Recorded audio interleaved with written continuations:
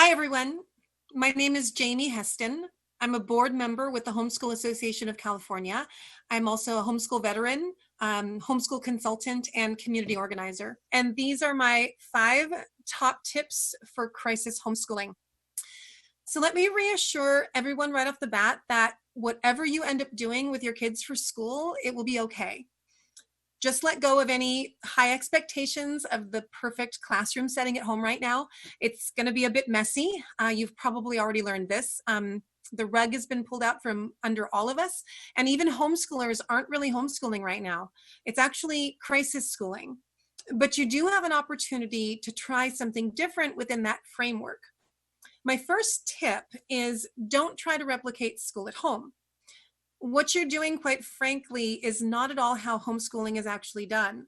Homeschoolers don't spend all their time cooped up in their homes.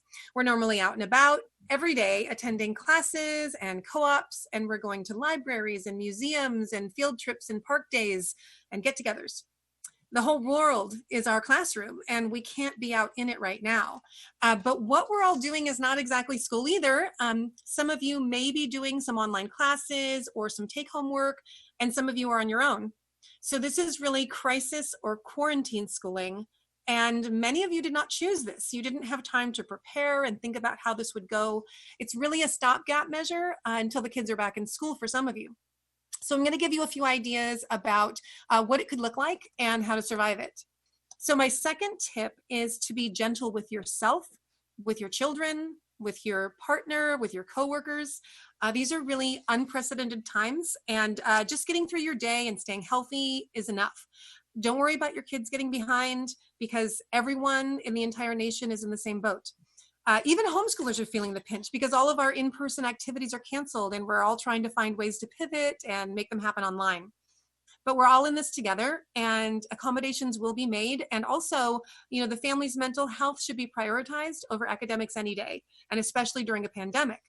So families can take this opportunity to spend time together and look at learning differently. And my hope is that this concentrated time together could be a real gift.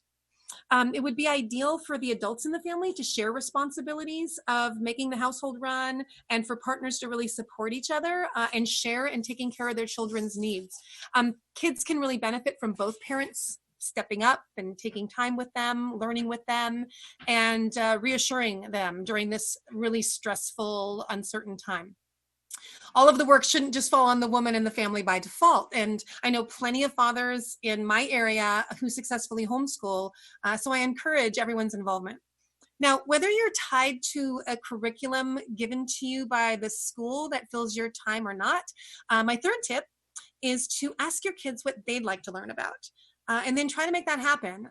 So involving them in the decision is going to mean that they're way more invested and enjoying what they're learning. Another idea to get you started with homeschooling right now is to implement doing real life. And that will broadly cover school subjects. And this applies to any age child, and especially even teens, because these kids are going to need these life skills sooner than the younger kids will. So that means involving them in all of your household tasks. So meal prep, cooking, baking, doing the dishes, cleaning, sewing, laundry, repairs, budgeting, keep checkbooks of allowances, all of this. You have a bit more time in your day now that you're not rushing here and there for school and extracurriculars, especially if your state is sheltering in place. My teens can actually head into the kitchen and make a variety of meals for dinner with zero assistance from me. So that's what you want your goal to be. You can also combine learning with family time, and you can play cards or dice or board games with your kids. And if you look up the term game schooling online, you can get a lot of ideas about how to incorporate games and learn while playing a lot of games.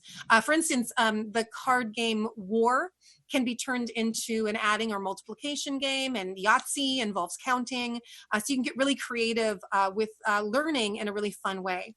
I also suggest reading to your children every day, no matter their age. even when they're older. It's really great for bonding. And if you can do the voices of the characters, you get extra points.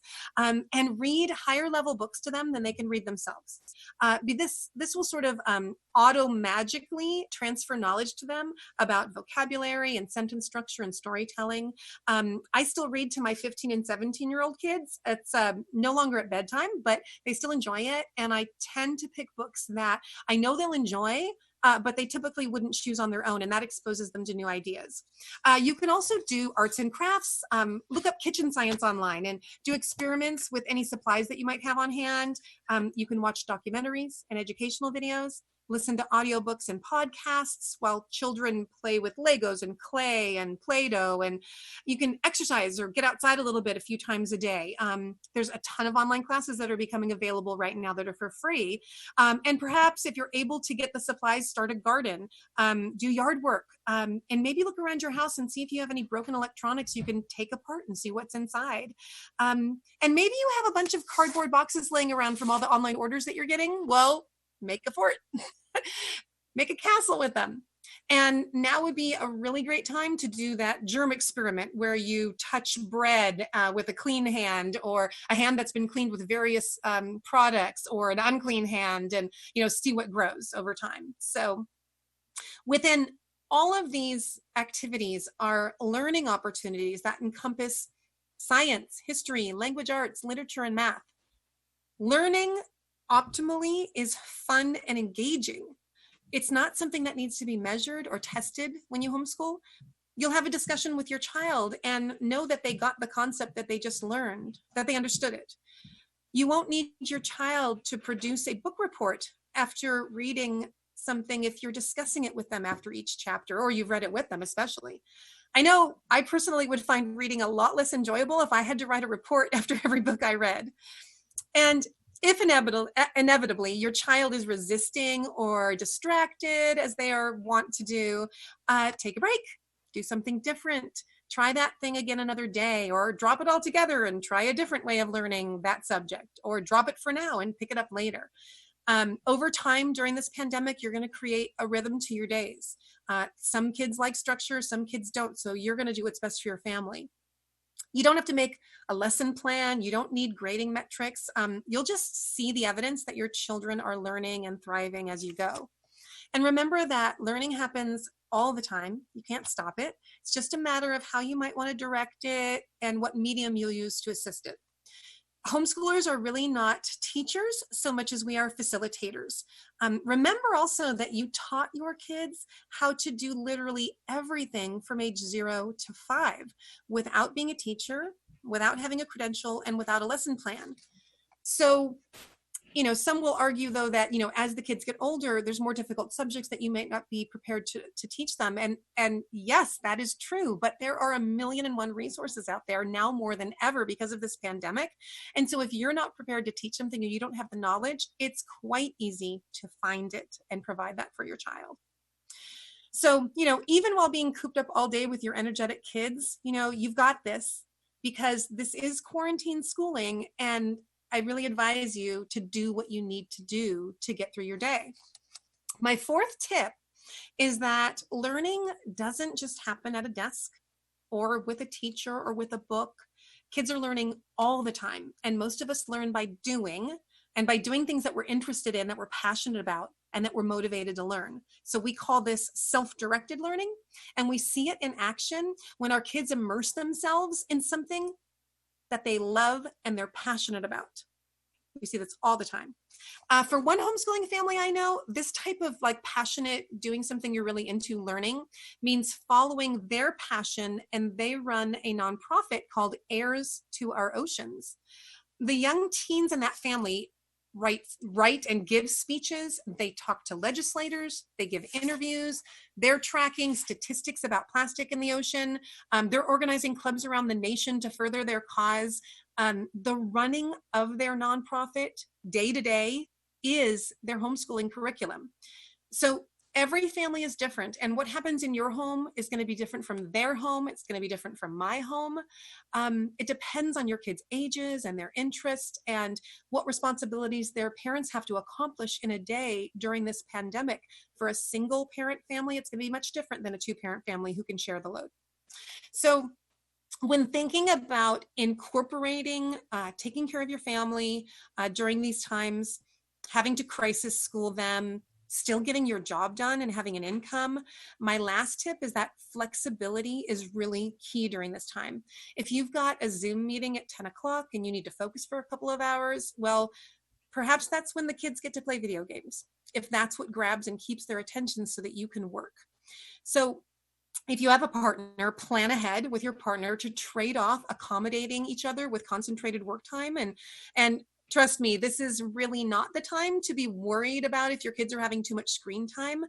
Do what you need to do.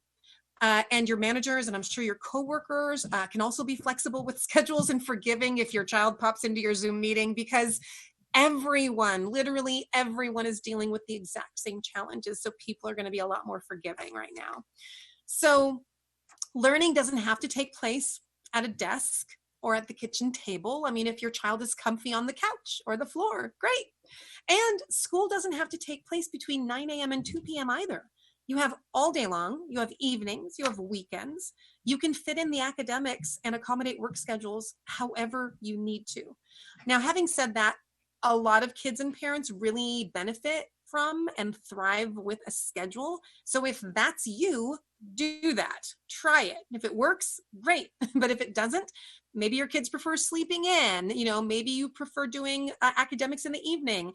Do whatever you need to do. Adjust, be flexible, try something else if whatever you're doing is not working right now.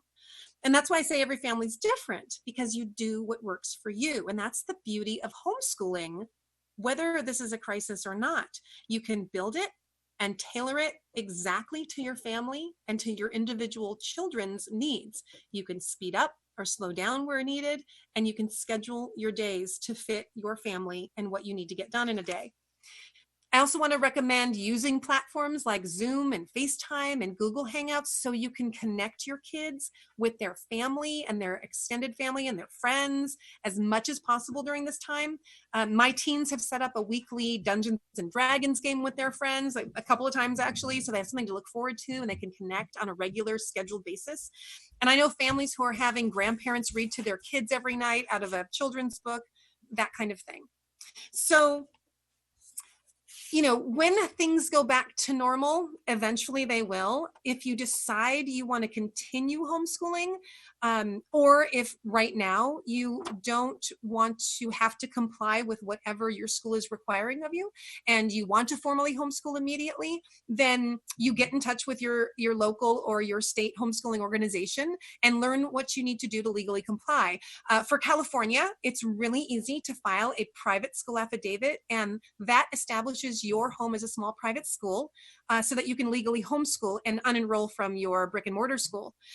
Just go to the Homeschool Association of California's website at hsc.org, and you click on the Quick Start Guide at the top of the page for information about how to do that. For everyone else, this is temporary crisis homeschooling, and I trust that everyone is going to do what is best for their families, and I wish everybody health and happiness as they navigate through it. Thank you so much.